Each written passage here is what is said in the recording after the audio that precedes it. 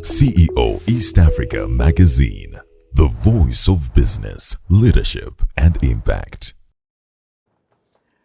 Okay, all right. Hello, everybody. As usual, my name is Muheza Chamtetera, Executive Editor, CEO East Africa Magazine. And I like to joke when people are not watching that we are the biggest and the baddest business news publication in Uganda and East Africa, and I'm sure you agree. Yes, I do. And for those who don't agree, wait for the day when we write about you. You know, there's somebody who joked recently, they were talking about how the Uganda police is not effective.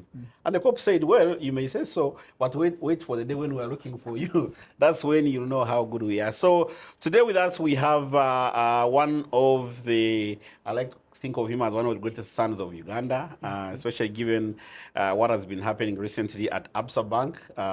He is the CEO of Absa Bank in Uganda, Mr. David Wandera. Welcome to the show. Thank you, Cham. Absolute pleasure. Thank you. Of course, there's a lot to talk about. I know I don't have much time, but I'll try and compress much of it here so that you have enough time to go and approve some. Maybe there's someone's role that's waiting. I don't want to be the guy who holds the jobs. Yeah.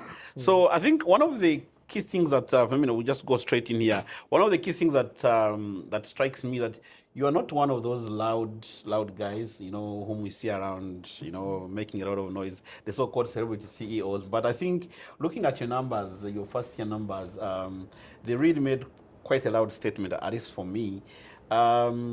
Do you, as a person, do you ever feel like maybe, am I actually making an accurate, assessment of you? Do you see yourself as a loud guy? And do you think sometimes people are not as very loud, sometimes not appreciated fully?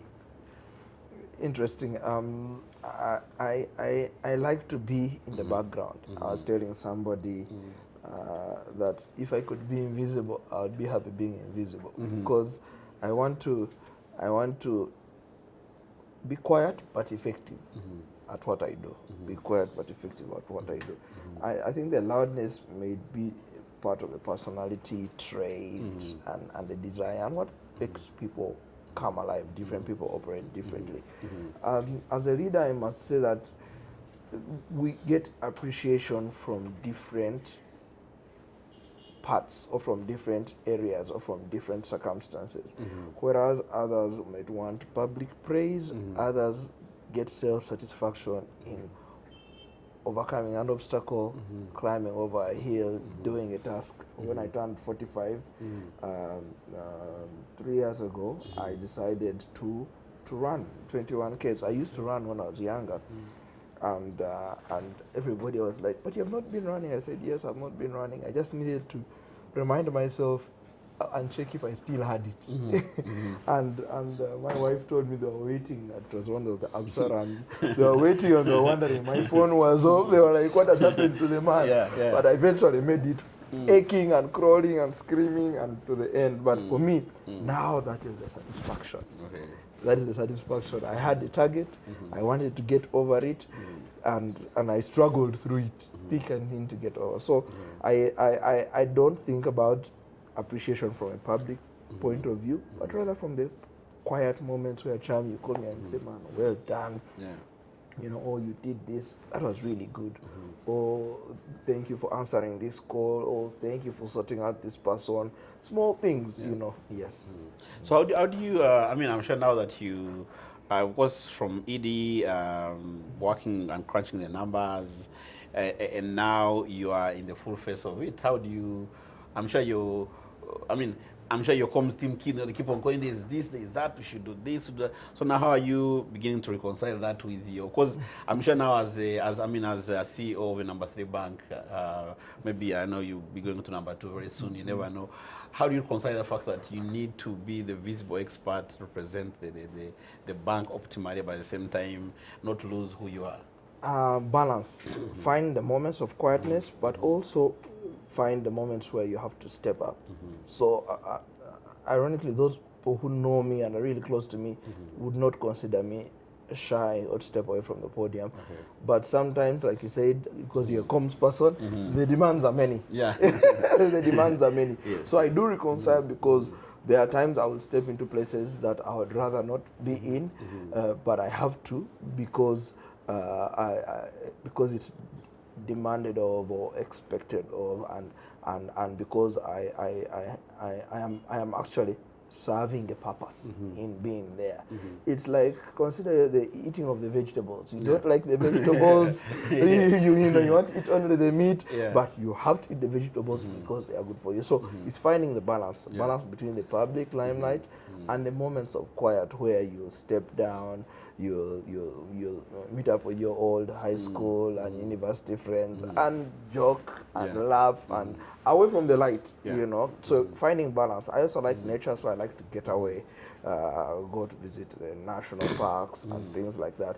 So those are the downtimes away from the limelight. But the limelight is important because we do have customers, we do have stakeholders, we do have press, and we're running many initiatives, so it's important for me to also step up. So I wear many hats, and many things to many people. Okay.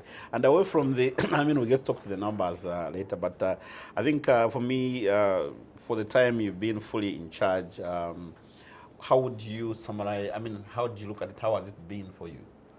So this year has been an interesting year. This year, you mean 2026? 2025. 2025. This first year. So talk about the first year. It came.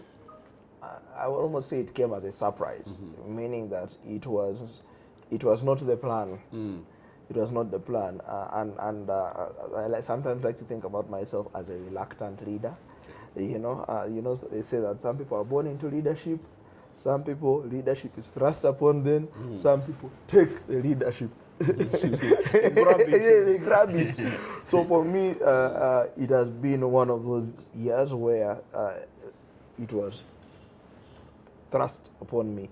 But I say opportunity meets preparedness. Yes. And luckily I was prepared, or thankfully I was prepared for it. So for me, I'm grateful when I look at the Absa results for the first year and I see the 20+% growth in profitability, 40-something% growth in liabilities.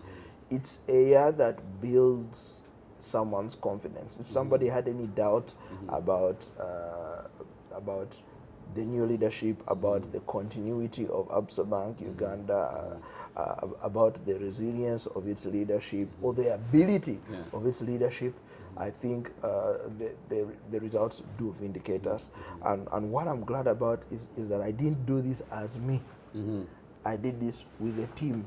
I even can't take credit for putting the team together because I inherited the team. True, we've had a couple of new members that have joined our ExCo and our senior management team, but largely the team was already together. The team had done a couple of years together in different functions. So for me, it's exciting. It's an exciting time.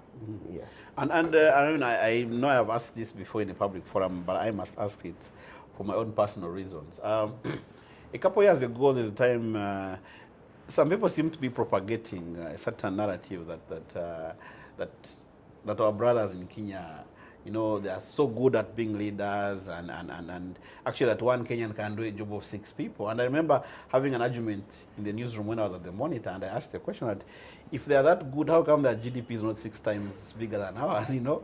But of course, I could imagine where that comes from because I think we had so many expatriate leaders. And of course, you assuming this role, being the first CEO, the Grand CEO of Absa in its over 90 years history, I want to think through, like, you know, in the first 3 months and then, of course, throughout the whole year, did you personally feel like you really had to do this for Uganda? And looking back now that at least the first year went well, did you feel that pressure that, you know, all eyes on me?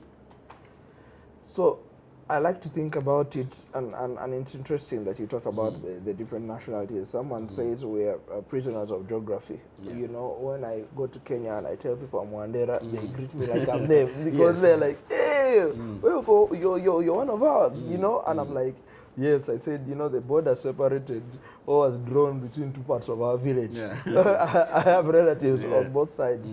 So that's talking about the different nationalities and the different countries. But I would say that being a Ugandan, for me, and being a first Ugandan, they created a lot of excitement. And from all corners. When I was even just selected as the interim MD, my mother reached out to me and said, oh, by the way, your primary 1 school teacher reached out to me. Yeah. and said, "Oh, congratulations, we're praying for him." And I was thinking, "Mommy, you're still in touch with my PON teacher. I don't even have her number." Yeah. You know, but that, and because I've grown in Uganda, there's a large community of people I went to primary school, secondary school, university. I went to church. I was in different associations. So I am like a rag that is woven together, woven together, and it has many different strands of the different people that I've met. So on my own, I did feel, yes, there was pressure because the theory that Ugandans can't do it. But I don't lost that theory, because as I look around me, as I look around the banking sector, as I look around the engineering sector, as I look around the medical professions, we have many brilliant Ugandans. I mean, people say they don't want to be operated in Uganda, but when they go to Kenya, they find out that the specialist is a guy from Uganda who they're waiting to get off a plane from. So for me, true, there was at the back of my mind, I knew that I am doing this, and I'm doing this for the team. I'm not doing this for myself. I'm doing this, I'm a member of ICPAU. I'm doing this for all the young chartered accountants who are starting their career and wondering, where am I going to go as an accountant? What am I going to do? I'm doing this for all the Kitanti Primary School alumni, you know, who are there next to the museum, who used to walk to school and back from together. Yes, you know, and I mean, so I feel that, yes, I'm a representation of all those people, and like the Bible says, I'm surrounded by a great cloud of witnesses. So the challenge of leadership is that whilst you may lead alone and take the responsibility, you owe a responsibility not only to yourself but to the whole community around you. So that is the view, or the way of thinking that I have as I think about this role. Okay. And looking at the 2025 numbers, for you, was, I mean, there were great numbers overall, but I'm sure there must be numbers that stand out for you. So like these ones, every time you think about them, you can go to sleep properly. Yeah, look, a lot of the numbers that we delivered were generally exceptional. Okay. You know, not ordinary, not average, exceptional. When you run a business, or when analysts look at a business, for you to maintain value, you consider inflation, the rate at which you are losing, your money is losing value. You consider GDP growth, also the rate at which the world around you is growing. So if you can deliver a number that is greater than inflation plus GDP, you've done well. You've done well. You've generally done well. But not only that, also comparative growth is important. Seeing what's happening around you, and if you are amongst those who are in the leading pack, you know, if you see those people who run the marathons, and you see their packs that form away, occasionally you have all of you take off together, then there's a pack that goes ahead, and then there's a pack that stays in the middle, and then there's the stragglers at the back. So being part of the leading pack is also a good thing. So we constantly compare ourselves with that. So I would say that when I think about those numbers, not just the double-digit numbers, but the higher double-digit numbers. When I think that, for example, our profitability grew, you know, 22, 25%, really good. ROE, return on equity, or for the investors, 24%, very good. When I think about liabilities growing 46%, that now is not just very good, it's exceptional. So those are some of the numbers that I'd look at, and for me, they're just different reflections. When you think about liabilities, they're a reflection that people are trusting you enough to bring their money to you. And you say to whom more is given, more is expected. You see, now that you have whetted the appetites of all the stakeholders, including the shareholders, and of course, even people who are looking for where to borrow money from, having seen your liabilities grow. So everybody, rather, I mean, who having seen your loans grow, they're like, okay, I think I need to go to Absa to finance my next project. So on one end, it says it's a good foundation for 2026, but I'm sure it also could become, you know, not very good every time. So how are you managing, and how do you see 2026 starting? Look, life is cyclical, and you can't always be, every day has morning and evening, and then the seasons there is rain and shine. Yeah. So it can't always be sunshine, but true, like you said, it does create an expectation or even creates pressure because people expect that if you did it, you will do it can again. do it again and better. And better. But you see when you read the warnings of the stock market after there is an advert, they say, please note that past performance is not an indication of future performance. So I'll say that true, there's an expectation. I'll say that. And today I was at the oil and gas convention for energy of chamber mines and energy, chamber of mines and energy, and Uganda is in a good place right now with the coming of fast oil, with all the investments that are happening, with a new presidential term, a new parliamentary. It's like we are in a season of positive change or positive certainty going forward.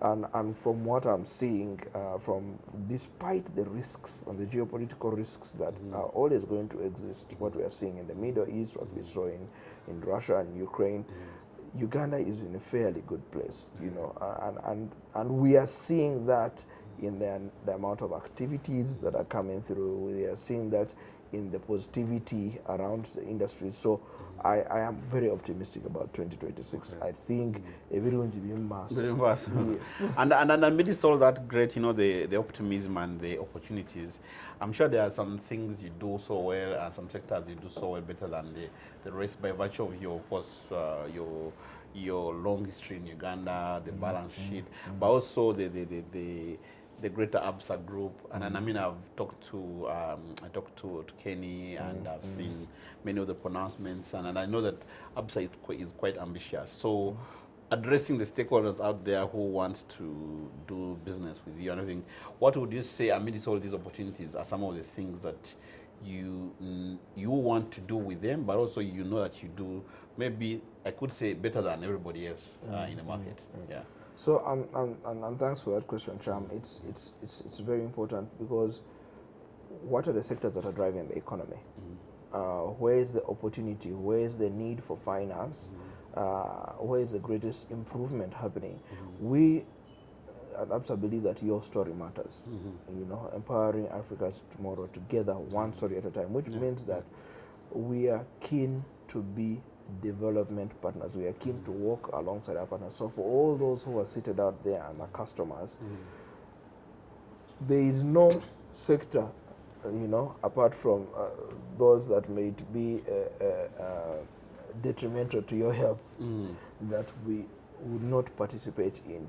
Right now, we are keen on growing our participation in the retail, personal and household loans. We are leading in cards in the market from the statistics you have seen. That's credit cards, debit cards, and we are supporting to try and see how do you get a lot of people out of a cash economy to a digital economy. So we are keen on driving digital, but also we are keen in driving industrialization, because it has trickle-down effects. So in manufacturing, value creation, value addition. Basically, you could say the tenfold growth, the ATMS, we are playing actively in there. But what I would like to say is that it's not just about the sector, but it's about the story and the plan that the business has. Many a time, people come and ask, where should I invest?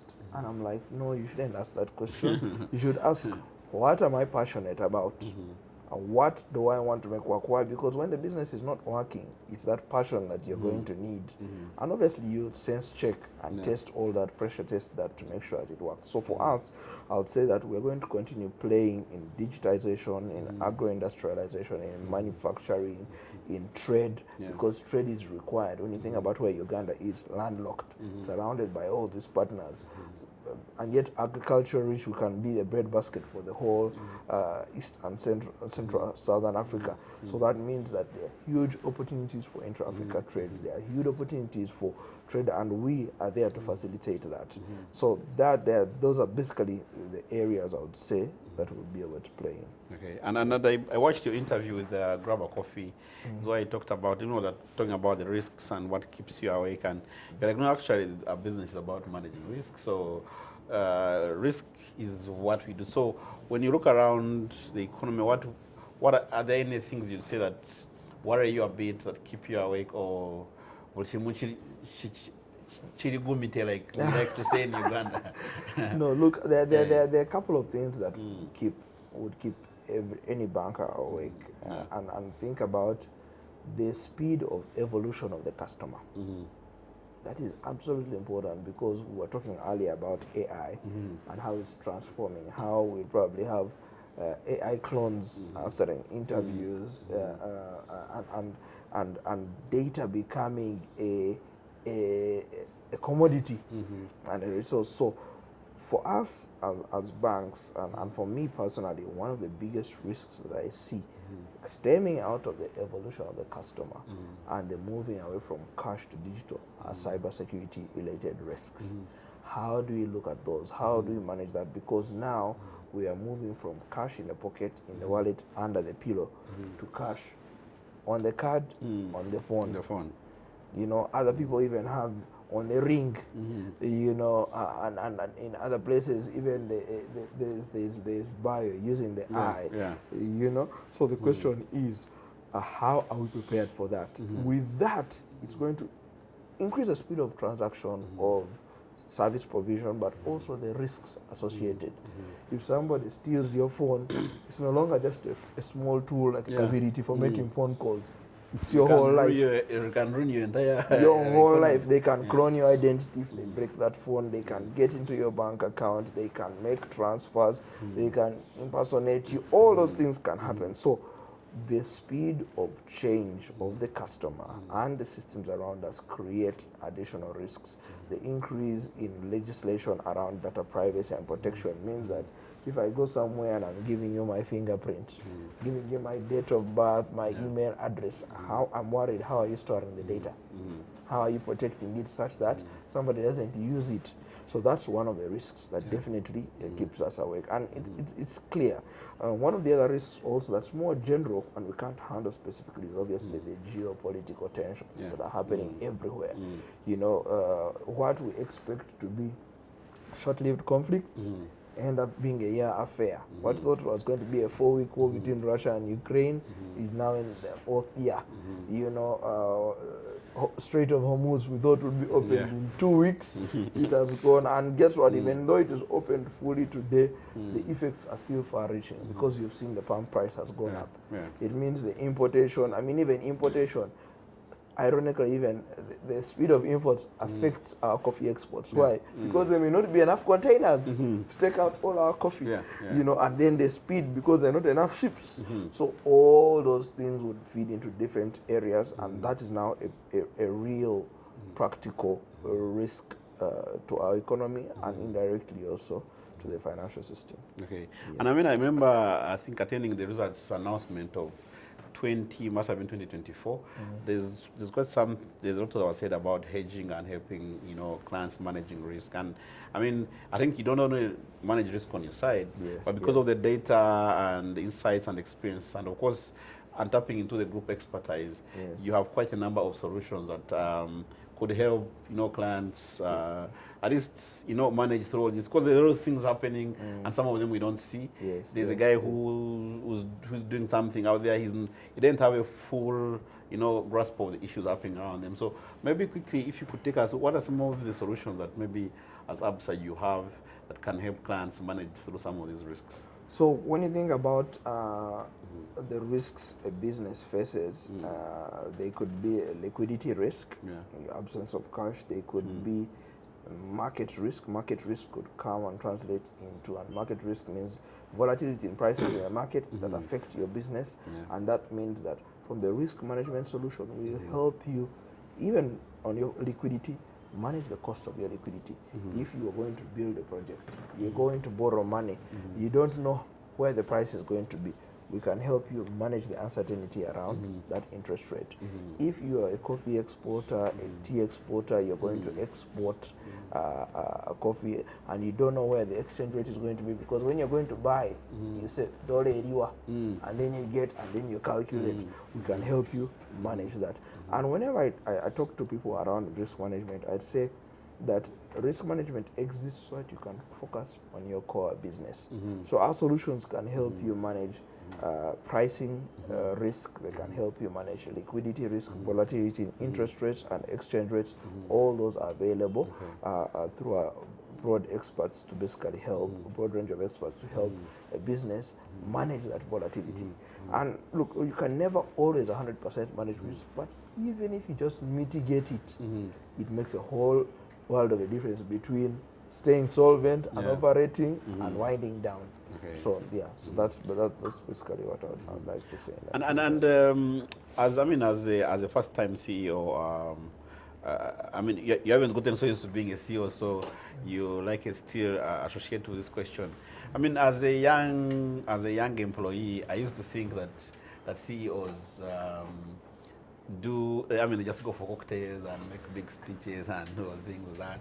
And maybe probably because of that also, many people never think about their journey. They never set out.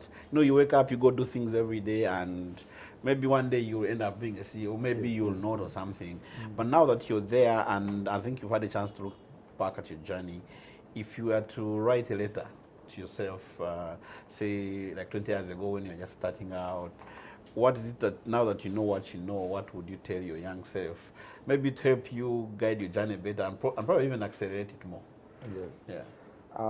It's interesting, very, very interesting, because that question it takes a lot of introspection as you look back over the years. But one of the things we worry about as young people is having it all figured out. Yeah. Having it all figured out. When I was in university, my dream was to retire at 45. That was my dream. Yeah. And looking back at that time, I had not gotten the experience of life and all the different circumstances it throws at you. But what I would tell my old self is, one, be patient. Yeah. Be patient. Many a times we're in a rush to make it big. And I once did a course that made me look at my life, and it's in that point I asked me about all your oldest relatives. How old have they lived? That how old are you now? Draw and see how long your life could be. And it was almost scary to realize that at 45 I had lived only half of my life. There could be another 45 years to come. Yeah. So that's why I'm saying be patient. But also the Bible says your talent would put you before kings. You can see, Cham, you've been before kings. I agree. Different kings. Yes. So I'll tell them, focus on doing your work and doing your work well. Don't seek perfection, seek excellence. Seek excellence. That's the difference. Seek excellence. Why? The difference, perfection, is you want the line to be so straight that there's no error. But life does not work that way. Yeah. Because you're assuming you can control all the factors. No, you can't.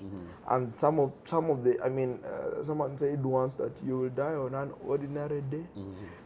In the middle of many incomplete plans and unfinished business. And life will continue. And life will continue. So you cannot, and the challenge with perfection is it paralyzes. You'll never send that email because you want to read it 10 times. But you have to work with imperfection. You have to learn to make decisions without having all the information you have at hand. You have to deal with disappointments.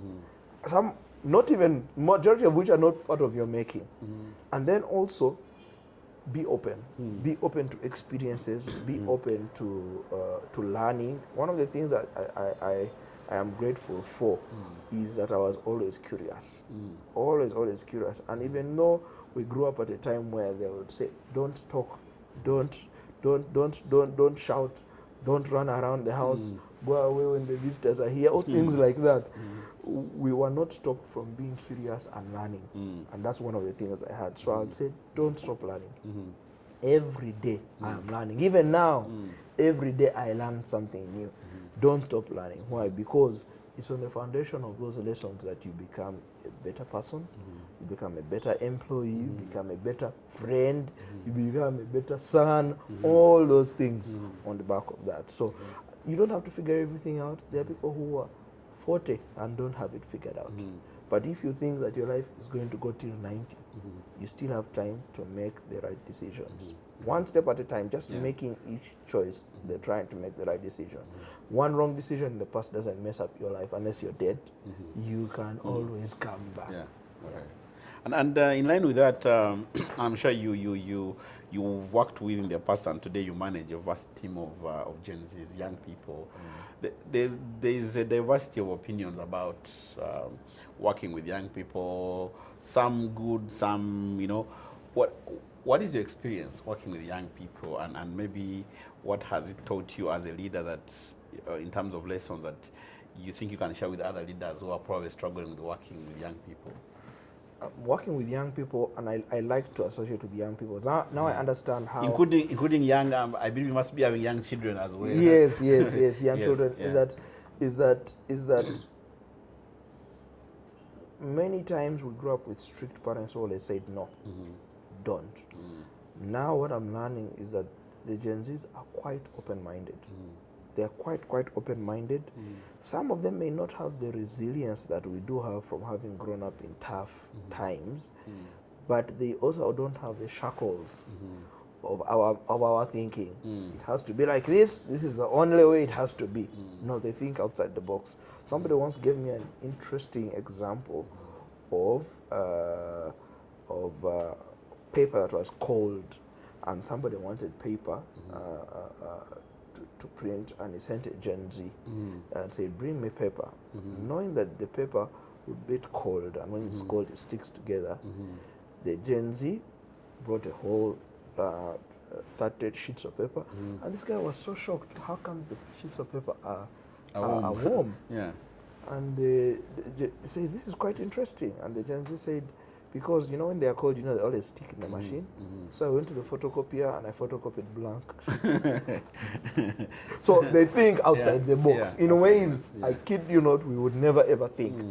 Obviously, the resilience might be a challenge, but working with Gen Zs has also caused me to learn to be patient and to try and coach, because sometimes they don't have the patience to stick at something for too long. And then also, some tasks which would take us a whole day, they can sit in 1 hour and finish. Gen Zs are moving away from an 8 to 5 job to a task-oriented job. Gig economy. I have this, how much time do I have to produce this report? You say you have 2 days, and the guy's like, okay. You have to make sure it's done in 2 days. The guy's like, okay, no problem. If I can finish it in half that time, can I do whatever I want to do the rest of the time? He says yes. But in our current construct of historical thinking, we are not yet with that. We're not yet with that mindset. You have to be seen at the desk, and that's why some people leave the coats on the desk. Whereas with the Gen Zs, they can consult, because they do consult quite a bit. I think maybe much less than we do. They'll go and sit at a cafe or sit in the corner, and that report will be out in half the time it was supposed to. And the Gen Z will say, now let me go home and play my video games. And you're thinking, no, you have to stay here and work. But exactly, I see you. So it's a challenge to the way we lead now, but it calls as a leader for you to be open-minded, to actually allow the challenge for them, because now Gen Z speak out their mind, not like us. You don't talk to your leader. When you're greeting, you don't look in the eye. You find Jaja on the street, you kneel down. The Gen Z are thinking about things differently, and that means that in our leading of them, we have to evolve. So for me, it's also a learning experience. Okay. And there's something you mentioned, and I think I've heard it somewhere else. You talked about sometimes you have to make decisions when you don't have all the information, yet everybody's looking up to you. And sometimes even when you don't have the full information, you can't go and tell your team that, hey guys, I don't understand this, and that sometimes can be draining, can be like they say in in Uganda, like sometimes can put you on wonkenke. Yes, So I yes. spoke to another leader, I mean the MTN CEO, and she said for her when things because everybody drinks from her cup, and when it gets dry, she has no cup to drink from. That's why she turns to God and so as she can refill her cup, And I've heard you also mention the Bible every once in a while. Maybe trying to talk about one, the element of when you have to make a decision, we don't have the full data, like what what do you rely on, and then also the second element is a bit of God in the boardroom. How has been your experience, or do you actually bring God to your leadership? Yes. Yeah. So interesting. Let's start with the first one. Making decisions without 100% of the information. That is bread and butter for leaders today, especially leaders in a fast-paced environment. You won't always have all the information you need, but I think the hallmark of a good leader is making the call and taking the responsibility for the outcome or the consequence, irrespective of not having all the information. And it's uncomfortable, I'll tell you, as a leader, because you don't want to make a mistake. You don't want to do something that somebody is going to come and point at you and say, you see, you did this wrong. But one of my previous leaders taught me that one, as a leader, you have to be humble. When things go wrong, fail fast, admit, see how to resolve, move forward. But then also, because of my financial markets background, and trading background, you never ever have 100% information. When you see where is the dollar going, where the interest rates going, what should I do, what move should I make now? What you do is you have in your mind a collection of a lot of experiences. And that's how some people feel it's a deja vu. You feel like you've been here before. But why? Because there are different fragments in your brain that piece up to this moment, even though you've not been at this moment, actually. So as a leader, when it comes to those, what I do is I consult widely, but then also I use my wisdom, or others would call gut, to make that decision and say, you know what? This is where we are going. One of the things I always like to ask myself in making those decisions is, what is the worst that can happen? Because once you're comfortable in decision making with how good and how bad it can get, then you have guide rails on how to make that decision. And sometimes, because decisions, the metrics of a decision, it's urgent but not important. It's important but not urgent. It is urgent and important. You use all those to make a decision and say, we are moving forward, we are stopping, we are not doing anything. The irony is that when the world around you is changing, even standing still and not making a decision is making a decision. Whether you make a decision or don't make a decision, you have made a decision. Because circumstances are moving and things are changing, and if you don't make a decision, you've actually made a decision, and the consequences will show you what decision you actually made by your inaction. So that's something I've gotten comfortable with. I do consult widely with the experts, but then also I try to move away from analysis paralysis to actually make a call, especially when there's a limited timeline within to make the decision. When it comes to God in the boardroom, I'll tell you that last year, I think, was one of the years I prayed the most in my life. And why? Because no day is the same. No day is the same. You're constantly faced with a variety of challenges. You're constantly faced with a variety of decisions. And the decisions are impacting lives, livelihoods, colleagues. You're not, like somebody told me when I became MD, not even MD, interim MD, said that, it's not the 1,000 staff that you're looking at. You're affecting the 1,000 staff and their families. But that person was only thinking about the staff. But it's not just the staff. Now they are also customers and the stakeholders further down. So at one point, and not at every point, I come into a room or I come into a place, I actually pray and ask God to give me wisdom.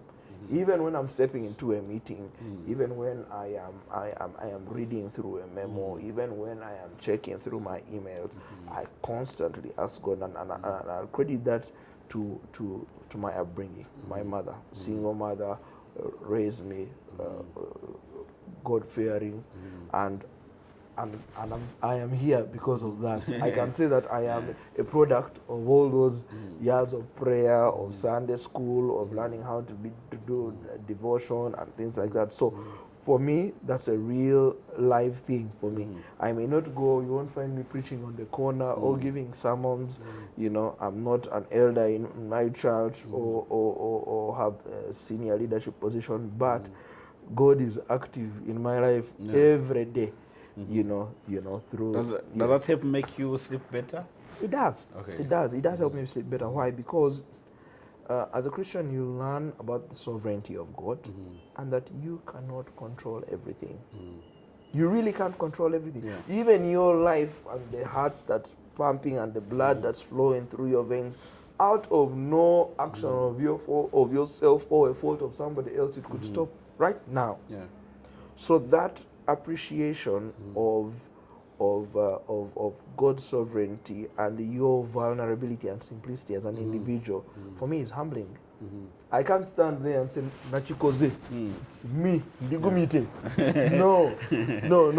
Because at the moment you stop to appreciate that God created you, that there are some mysteries in biology and science that allow for you to be here, to talk, to coordinate, to remember, is the beginning of failure. The fear of God is the beginning of wisdom. Now, the lack of fear of God is the beginning of other things.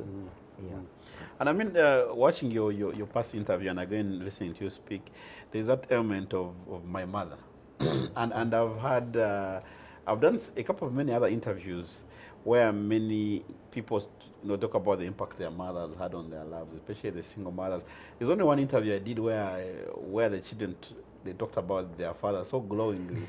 Honestly, years actually, they never talked about their mother, and I didn't ask why. Probably their mother died or something. Yes. But for me, in there, there's two questions for me. One, in terms of what do you believe was the impact, that your mother, or in this case, the upbringing had on you, and number two, with that mother impact across board, what lessons lie in there for the fathers? Where are we? Yet I also know there are so many fathers working hard, and they are spending sleepless nights looking for money. Yes. But somehow, I think the impact of the father disappears. I believe there could be a lesson in there So I'll tell you that I have friends who would fit both, and the challenge, I'll say, even now I can say that my wife spends most time with my children. And I don't want to say it's the curse of the father, but it's the nature of the way the father is. In the Bible, men were told not to go to war in the first year of marriage. It was expected that during that first year, you have procreated and you have left a seed that will outlive you. Because when you go to battle, you're not sure you're going to do what? You're going to come back.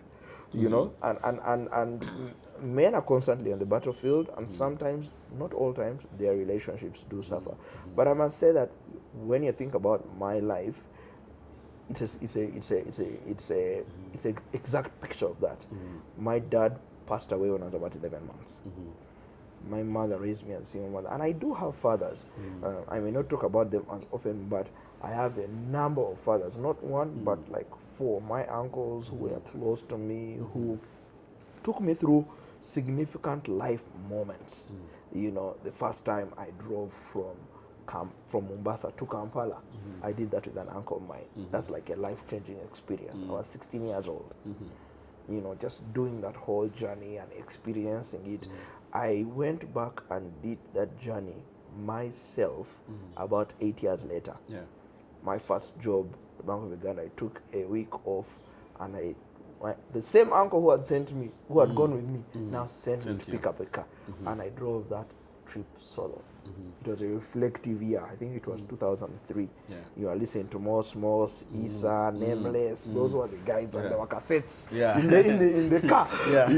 But so back to my mother. My mother raised me with the support of the community, but single-handedly. She was quite strict on me. Sometimes I thought too strict, but there's a real reason for discipline.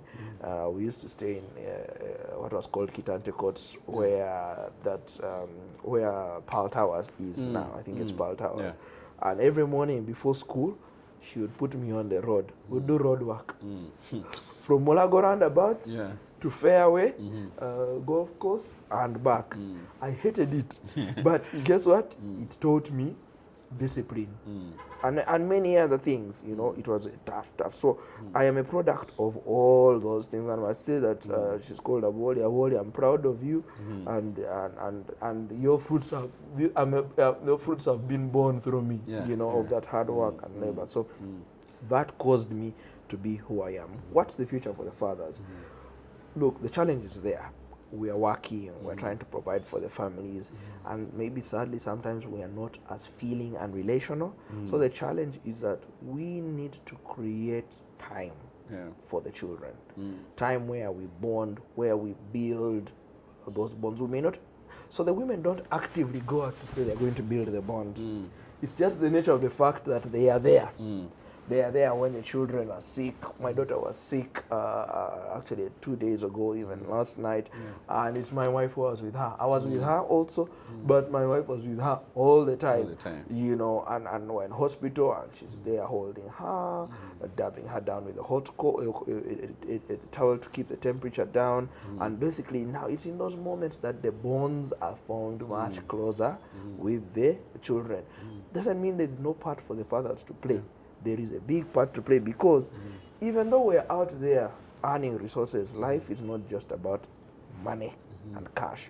We have to realize that as long as you have children who are below 18, it's important you invest time in spending moments with them that build them, because there are some things that a man will impart into a child that won't. The first time I drove a car, the first time I did a road trip, the first time I went on a hike, the first time I killed a cow or a goat, I was not doing all those things with my mother. I did those with men. So there are things that men need to do with their children. Even with a girl child, teach her to be and stand up in a world that is viewed as a man's world. So there is opportunity for men. It's just that we need to be deliberate in creating that time and not get lost, which often we do in the business of chasing deals and making money. Okay, cool. I don't understand that the banking industry, and I mean, I've been monitoring on LinkedIn, and I think you begin to put your heads together around what you guys need to be doing in terms of driving the 10x growth strategy. And maybe if you had a chance to address, you know, there's a meeting of MPs that was in Chankwanzi, or maybe the cabinet session, based on what you've seen, I mean, in your experience, and you know, they say banking is a barometer of, you know, the economy, and there's a lot of insights that you guys pick. If you had to address government, what do they need to be paying focus on? But also, I think from your own, as an industry, you have certain things that you need from the government, in terms, especially in terms of policy, including the sovereignty bill. What are the things you would tell government that they should be doing to make sure that, because I know a lot of people, okay, the 10x looks a little bit ambitious, but people have said that with the right kind of mindset and policies and all of us working together, we can actually get very, very close to getting it, because we have all the resources and everything. So what would you tell government that they, at least 2-3 things that they should be doing to make sure that we actually accelerate the journey towards 10x? Interesting. That's a very, very topical discussion. I know as the banks we're looking at that, and we are a committed partner to try and see Uganda grow.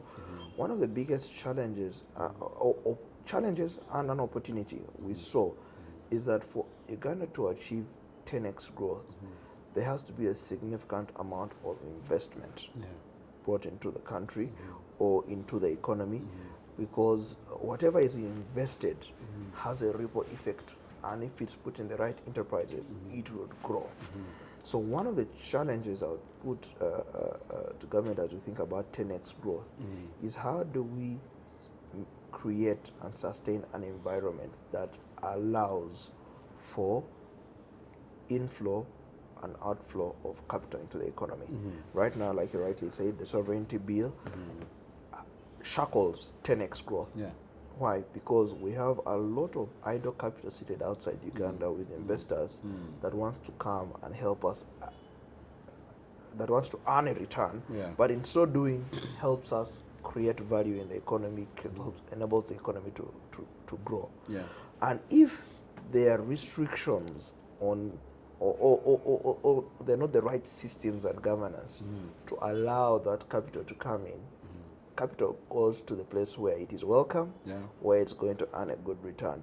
If there's anything that hampers this, the capital won't flow here. And that is a big challenge. I see that as the biggest challenge for the sovereignty bill.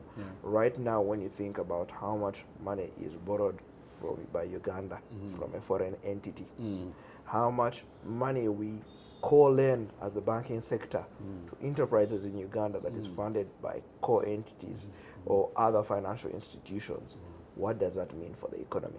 If we were to yank away, or if we were to increase, like the tax legislation is proposing, tax on any interest that is earned, you know that whenever you put a tax, that tax is paid by somebody. Usually it's the borrower ultimately. Ultimately, you've gotten it right. Ultimately, it's the borrower. So that automatically affects the cost of funding.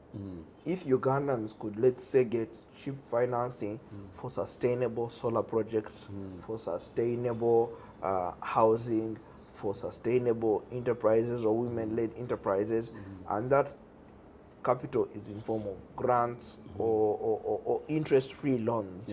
If there's an interest-free loan and somebody has to repay it and they have to put 5% on the interest-free loan, what is the interest on the loan? It goes to 5%. Because the person says, you just pay me back. But if you're going to make a payment, if the interest is increased by that 5%, even if it's not nominal interest of 2% and it's increased by 5%, it's a cost.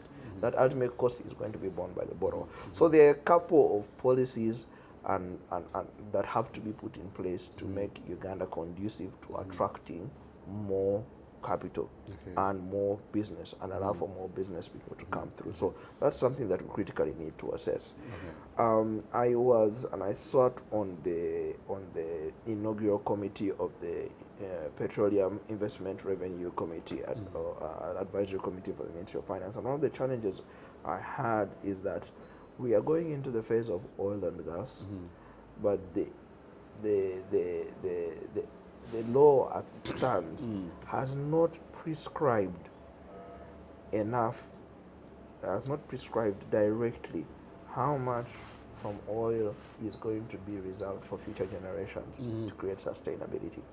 That's something I'm passionate about, because right now money from oil can go to the petroleum fund, but there is no law that states a fixed percentage. For example, the Ministry of Finance put in place a fiscal rule. Other countries say from all the oil revenues that come, 10% are going to be allocated to the sovereign oil, to future generations. That creates sustainability for the future generations. And whilst we do have challenges in terms of finances required to run our current government OPEX and CAPEX, that's operating expenditure and capital expenditure, and we have loans to repay, you need to save up, like the Bible says, in the years of plenty, you save up for the years that are lean and are coming forward. And our laws need to reflect that. Those are some of the things that are fundamental for the future survival and continuity of Uganda, because if we don't save up in the years of plenty, the years ahead will become harder. Just like for any household or any deal, when you are earning a salary, they tell you put aside. Yes, you've paid your tithe, but put aside. Whether it's in UAP or somewhere. Why? Such that in the future, when you're not able to work, there's something you're going to be able to get back. We don't have that. We actually don't have that specific in the law. It says that the minister or parliament will appropriate. My challenge with appropriations is appropriations are overruled by current needs. You can't appropriate a saving when you're starving. But if you fix it as a law, like we do for NSSF, 5% of your income, whether you're going to be broke after you receive your net salary, will go to savings. And that's how we've been able to build And up. that is why NSSF has grown to become that big. We could have another NSSF in terms of a sovereign wealth fund through that. So that's one of the things that I would be. But generally, Uganda has a lot of potential. We need to be deliberate about putting in place the right governance structures and laws to ensure that there is accountability. Accountability at all levels, especially where there is cash going into the system and it comes back. I like the PDM model, but the question is, how is that money going to be collected to go back to the future users? That for me is a challenge. So how do you put the right mechanisms in place to ensure sustainability of those initiatives? If a billionaire gave us money, billions of dollars to fund Uganda from philanthropy with the one rule that money has to serve in perpetuity, what structure do we have to say this money is going to come, people are going to borrow, they're going to pay it back, future generations are going to borrow, pay it back, and it's going to continue. So I'm very, very, very passionate about financial independence and sustainability from a finance point of view. So those would be my comments. And I mean, there's quite a lot of misconceptions or misunderstandings and myths about banking. Some of it, of course, you know, is based on ignorance, others based on one-sided way of looking at things. But I think at the end of the day, banks, if used well, they are good partners.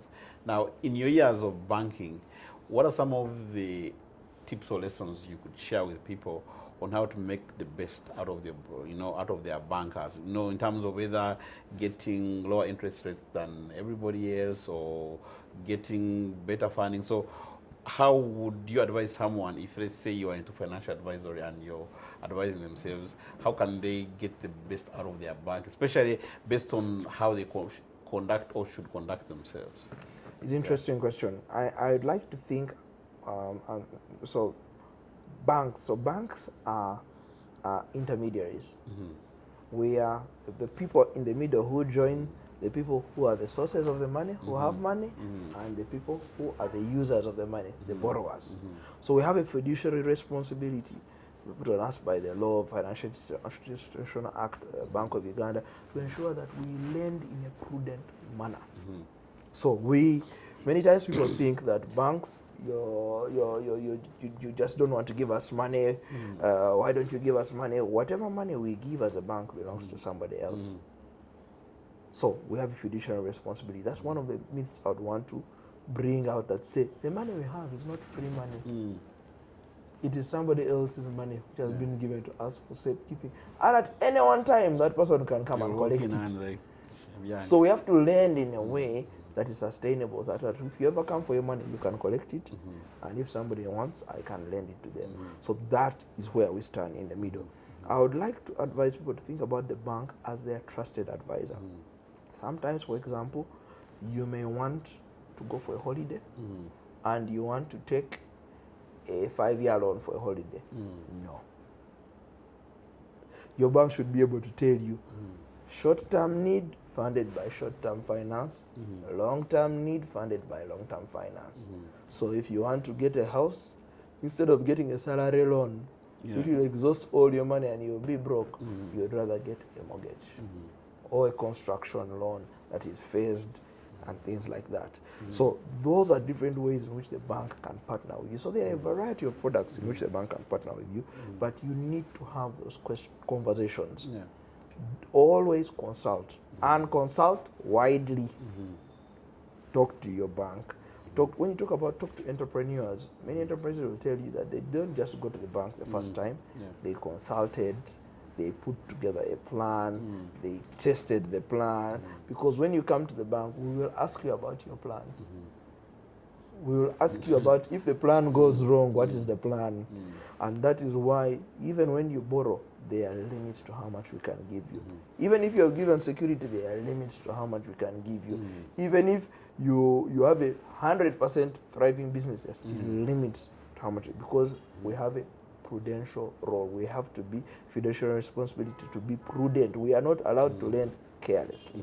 So use the bank, come to the bank, talk to your branch manager, talk to your relationship manager, and ask them the questions.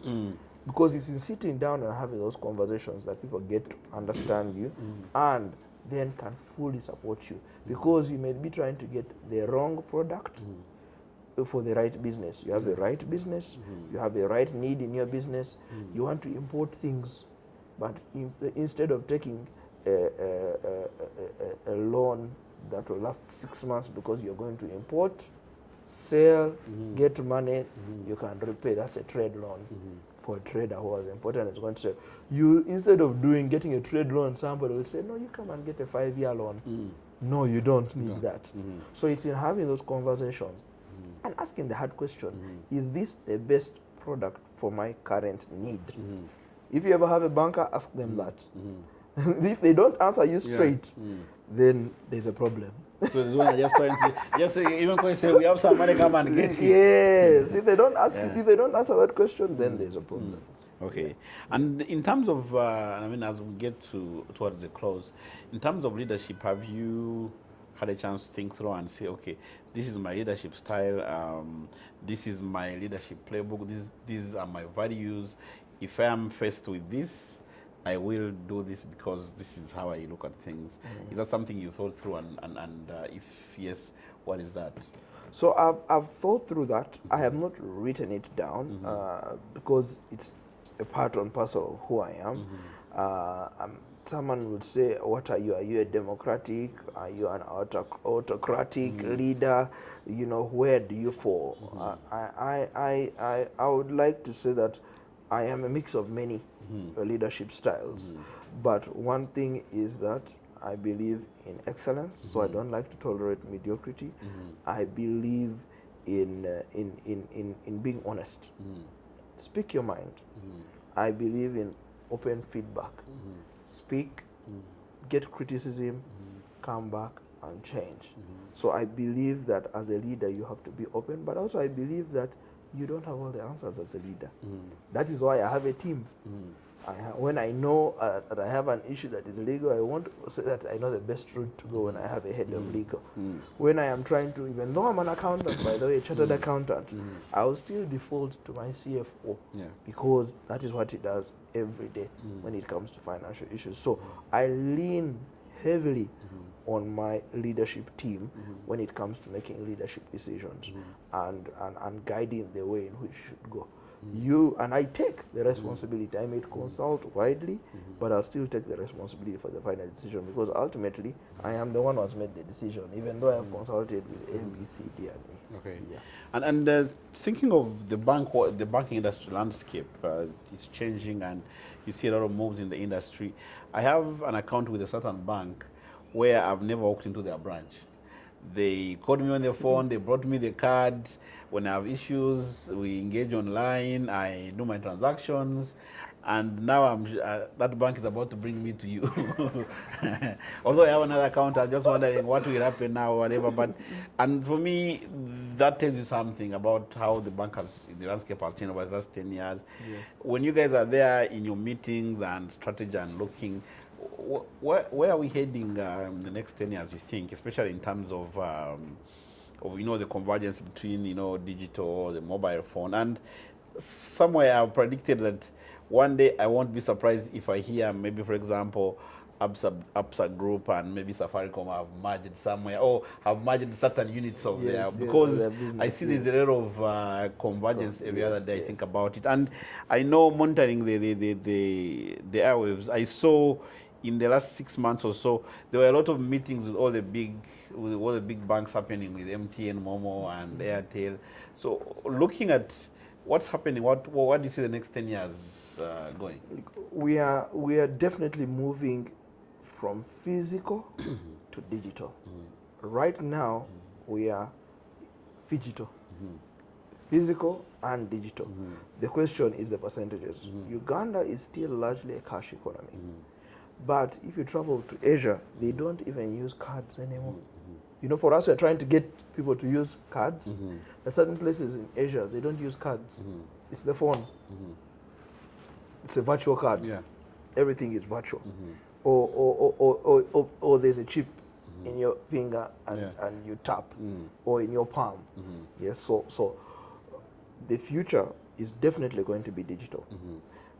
But remember that we serve and we operate in a country that is still majority rural. The majority of the population in Uganda lives outside of cities. The majority of the population in Uganda does not have a smartphone or even a phone. So it is going to be a journey. It's going to be a journey. And in that process, there's going to definitely be collaborations. There will be mergers, there will be acquisitions, there will be changes to try and reflect those needs. We can see from Bank of Uganda reports last year, we saw a significant increase in digital transactions. Whether it's on apps, whether it's on mobile money. And even us as banks, we are also seeing and pushing for migration a lot out of cash into digital, because it's convenient, it is faster, and even Bank of Uganda is moving towards RTGS eventually. RTGS, which happens only on weekdays, to 24/7. In one African country, I think it's in Nigeria, even on a Sunday night, you can transfer money from one bank to another. All you need to do is an account number, and on the phone, literally in under a minute, funds will be transferred. That is where Uganda eventually will go. And as all these systems get integrated, then more of the country will become digital. So the future is definitely digital. We are not yet there, and we will continue to have areas of physical presence, and maybe even possibly expand areas of physical presence which are unreached, because when you think about how digital works, at one point there has to be a cash point, at least for Uganda. And that means there has to be a physical presence, and everything stems out of that physical presence. So the future is definitely digital. It's no longer an option. It's a necessity. It's literally a necessity.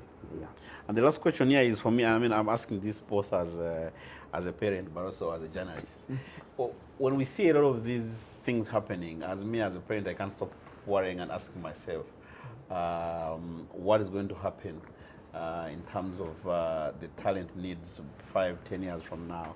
I actually came with my son, he's in Form 5, and we keep on having a conversation around. The other day I asked him, that, of course, he's doing computer lessons. So I asked him, so what have you learned today? And he told me they've learned how to open and save documents. Then I'm like, but you've had a computer for more than 10 years. Yes. So what are they, Yes. So is our education system catching up? Are we getting the right of skills that are going? Because when you look at what other kids are doing elsewhere, the other day I was looking at a kid who's 26 and just signed a deal with SpaceX. Is now valued at about $1.3 billion. Wow. And he started AI coding, I think, when he was 19 or something. So does that, when you look at the future talent needs versus what our education system is giving, also together with some of the skills that you guys bring in raw from the university and how well they are skilled, do you as an employer but also as a parent get worried? Look, I get concerned. This is the biggest, you've seen those statements that say AI and digital is going to make more millionaires in the next 5 years than were made 20 years ago or something like that. Why?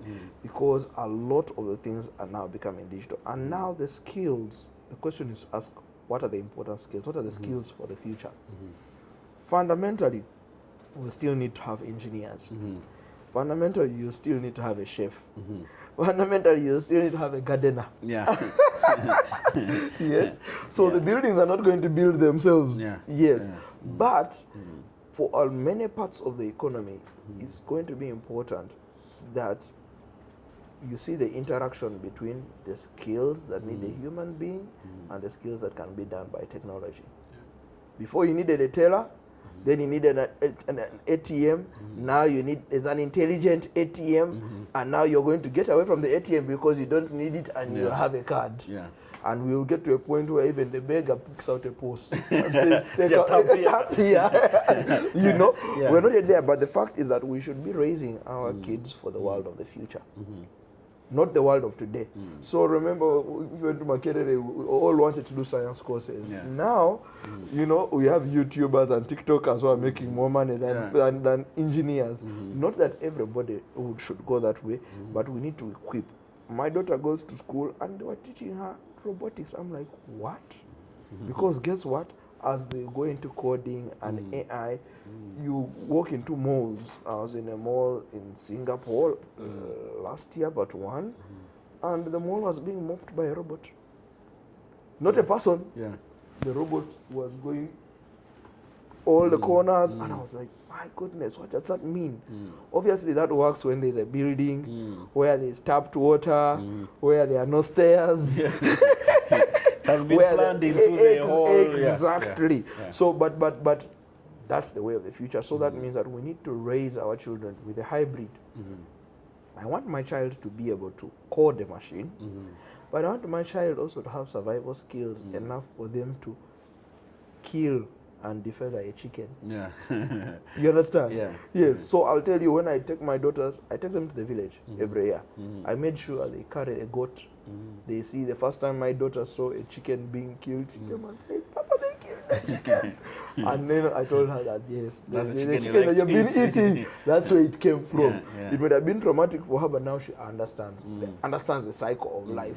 So we have to raise. We have a duty to raise our children with an awareness of both worlds. Yeah. Opening and closing files, yes, is necessary, but is it sufficient? No. It means that our education system has to move ahead. Right now, I feel we are catching up, but we're not catching up fast enough. Yeah. We need to catch up. And unfortunately, in a world that is going fast towards digital and a country that is still physical and digital, we have a huge task because the majority of our population is still rural. Yeah. How do we get those people to plug into the faster moving world? But we start with baby steps, the basics, maths, English, science, geography, and then we step on. Yeah. And there will be kids amongst us who will be bright shoots and will go and code and sign mega deals. I mean, we have crypto people, payment systems, people that have originated from Uganda. You know, and that basically shows that we have the capability. And these were even raised in our ordinary Ugandan system. You know, Of so Chiboko. Of Chiboko, yes, of Chiboko. For us, we're buying Chiboko, not before corporate punishment was made illegal. You know, so we have to have that awareness. For us to think that we are going to bury our head in the sand and operate in Uganda the way it is, we need to think about the future and how it's going to be. Yeah. Yes, and equip the children to stop thinking about cameras only as those